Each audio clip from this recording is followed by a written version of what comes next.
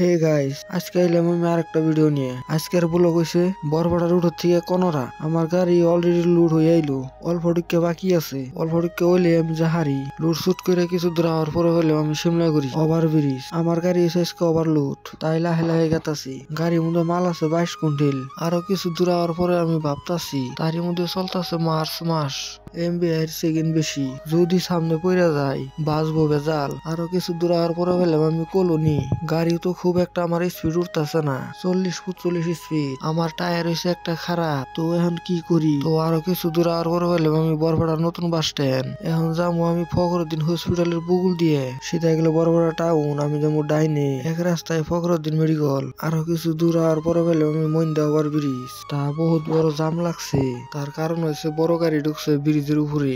আরো কিছু দূর আওয়ার পরে আমি কনরা পাইয়ে গেলাম, মাল খালি করুম মানুষের বাড়িতে।